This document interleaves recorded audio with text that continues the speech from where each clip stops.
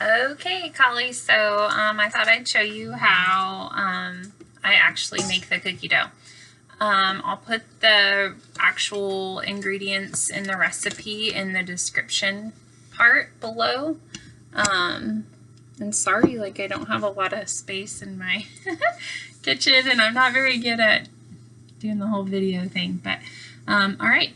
So with this sugar cookie recipe, it's the way that I like to memorize it. So I'm a recipe follower, and there is absolutely nothing wrong with following a recipe, because once you learn the recipe and you do it over and over and over and over again, then what that does for you is it gives you confidence, and then you know then that if you didn't have enough of something, like, oh, I really need this, or then you can like change things in other recipes, or if you want to make it a different flavor, you could use a different flavor instead. Anyway, so the recipe for me, I tried to memorize it so that I didn't always have to look at my book. I use like a 3-2-1 method because it's really cool. None of them are, except for the vanilla and the almond extract, they're all like whole numbers. They're not really fractions. So 3 cups of sugar, or flour, which I already have here, 2 sticks of butter. This is cold, and it's salted. You don't have to get salted. Most butter is salted. Some of it is unsalted. This is salted. 1 is the 1 cup of sugar, and then 1 egg, and 2. I should go back to 2. So 3 cups of flour, 2 teaspoons of baking powder. Okay, so I haven't added that yet.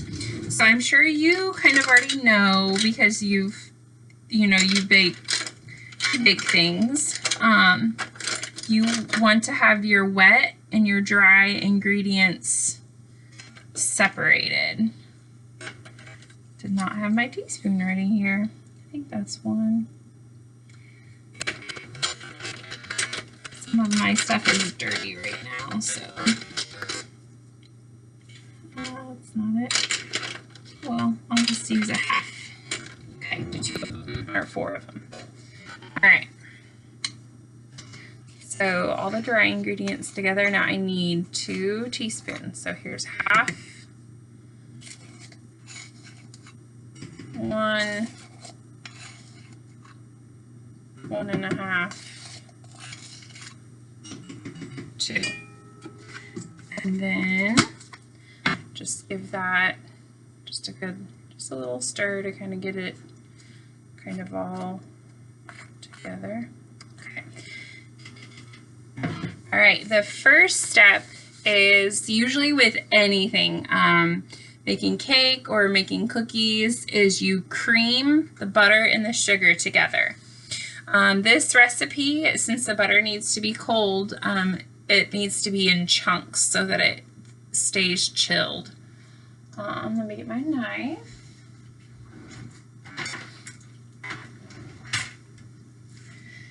So I like to just unwrap them and have them ready. It's kind of warm in the kitchen right now, so they're not super duper chilled. And then you just cut them in chunks.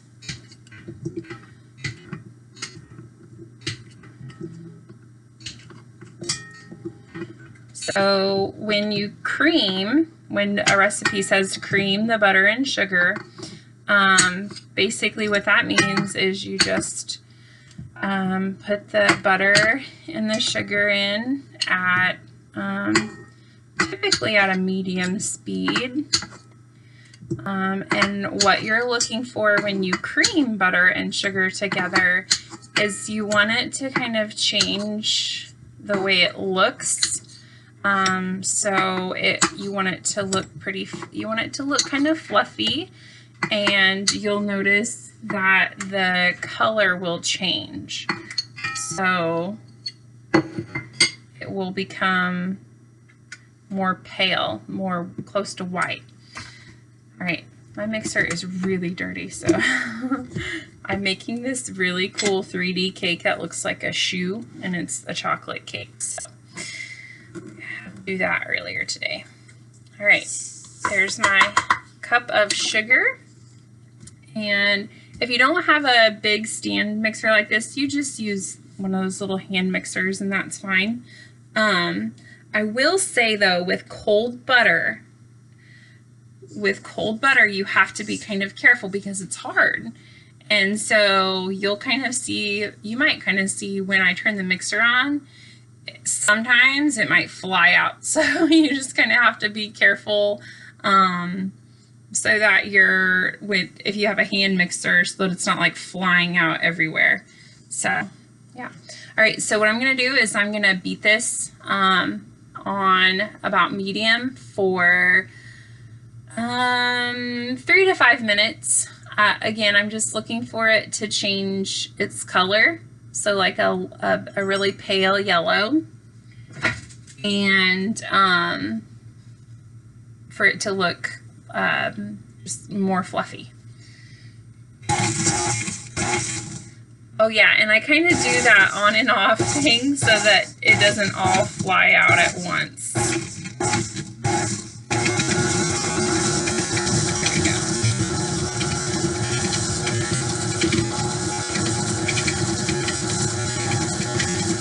Alright. It's on low, and I'm gonna turn it up now that I know nothing's gonna like fly out. And I just let it go.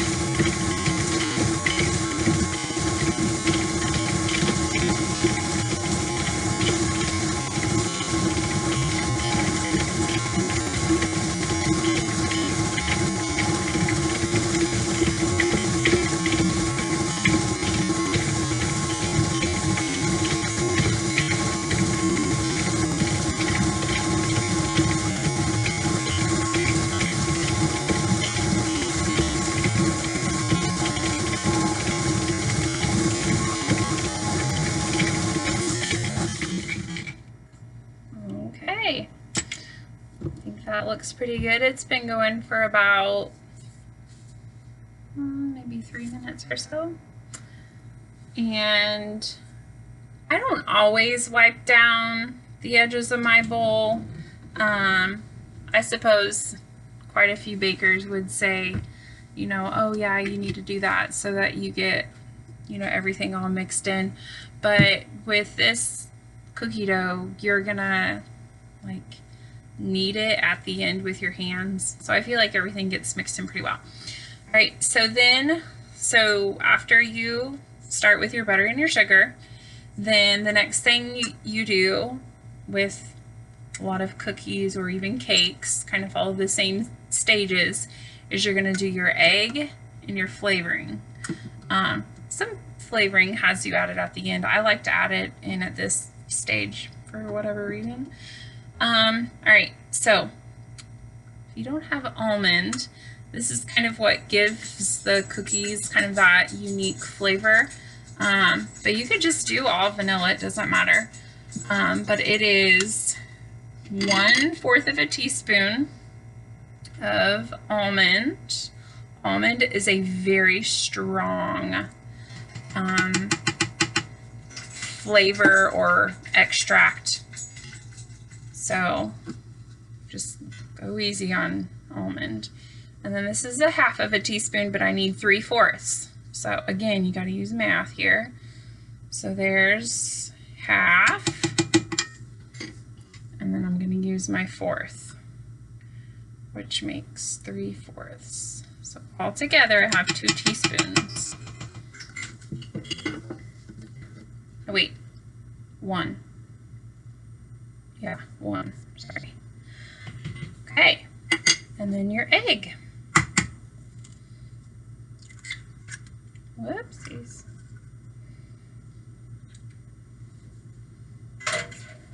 Okay. All right, just give this a quick little mix.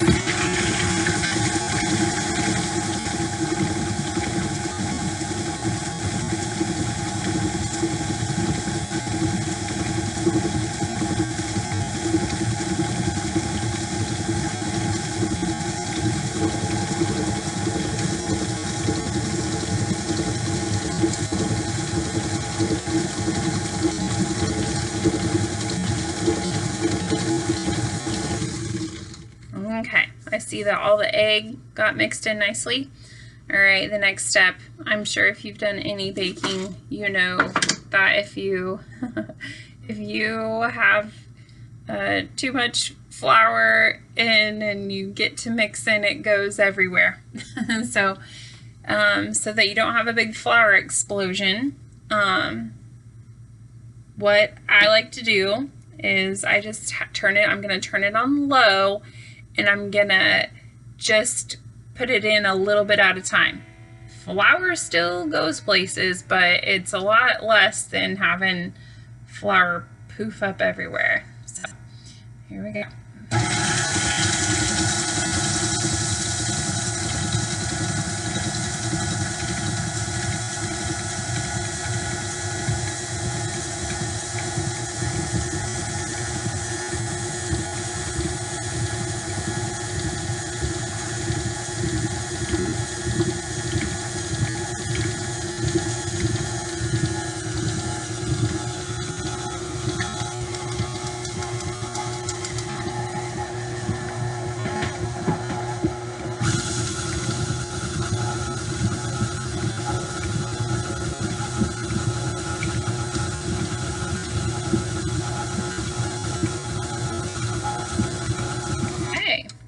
So the cool thing about this dough is that it doesn't have to be like, I don't know, like super mixed, because you are going to take it out and knead it, so it doesn't have to be all the way super mixed. Okay, and then I do usually like to take a spatula at this point. I think all of mine are clean. And just scrape the edges and kind of press it all in together. Make sure I get it off the bottom.